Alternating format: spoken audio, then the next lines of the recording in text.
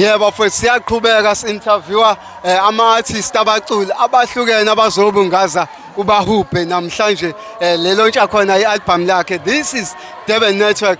Njengamanje sinomfowethu namhlanje udecide ukudela konke kwakho wazobungaza ubahubhe njenganomuntu emsendimeni efanayo. Ngicela utshela abantu emakhaya ukuthi ubani igama kungani udecide ukuthi ukudele konke uzosupporta uzakwini.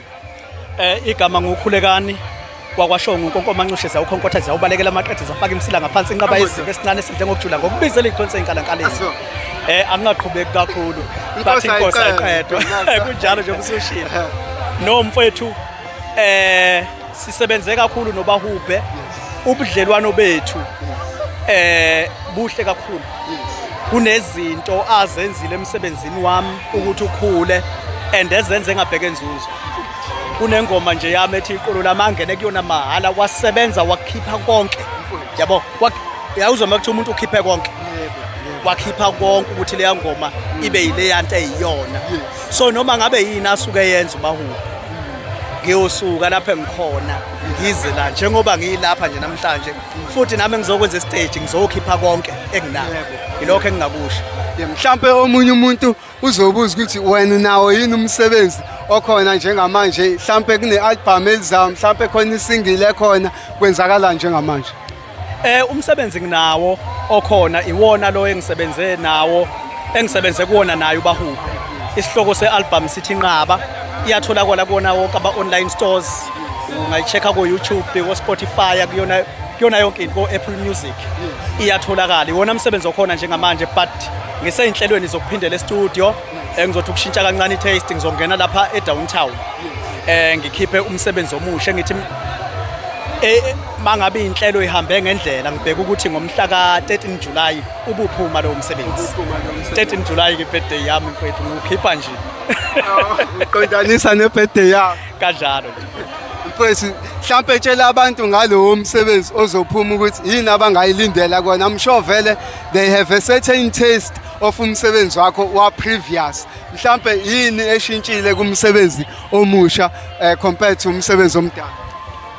Abantu bayazi vele umsebenzi wami une taste ehlukile obvious ngoba kuma bakers ami ngibheka kakhulu iharmony yami ngihlanganisa ngifake nezintombi kuyona kwenza ukuthi taste yami ithi ukwehluka kodwa engakuqinisa nje ukuthi bangakuthola kulonyaka ngiqinise kakhulu ezingomeni zothando ngesizathu sokuthi siyabona ukuthi le party yothando iyaleka sino GBV sinazo zonke izinto engekho right ukubulawa kwabantu besifazane ukuhlukunyezwa kwabantu besifazane ukuhlukumezana nje kuma relationships bonke.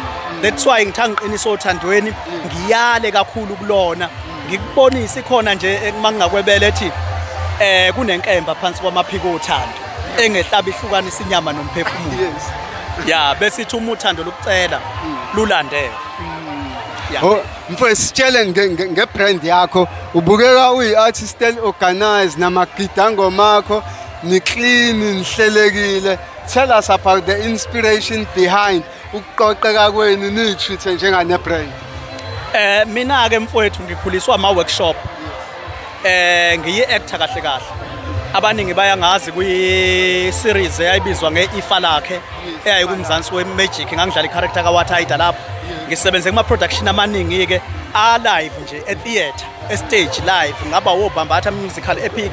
Onke ama-production amakhulu engisebenze kuwona. So lapho ufunda i-discipline, ufundiswa ama-stage direction. That's why uzobona ukuhleleka kuma-dance amayise stage. Ubona u-left no-right ne-center beyibambe ngendlela abayibambe ngayo. Bese siqinisa kulento yokuthi performance, facial expression nani zonke lezo zinto. Nginaleyo understanding. That's why ubabona ngathi bami ngalendlela lokho engingakucacisela. Hayi une background enkulu ha. Hayi seyimningi iminyaka mfowethu sesidonse kakhulu.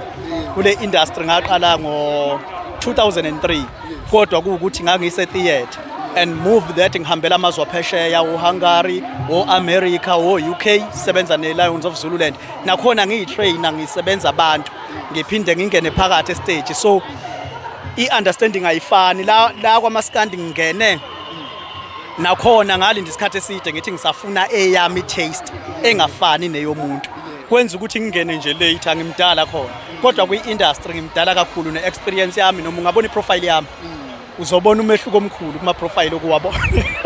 Hayi nokusho ukuthi usazoba khona kwi-podcast yethu ngoba i-Durban Network iphinde ibe ne-podcast. Ngingathokoza kakhulu bafowethu ukuba kanye nani nokuthola ithuba ngisebenze ne-Durban Network kungangithobisa.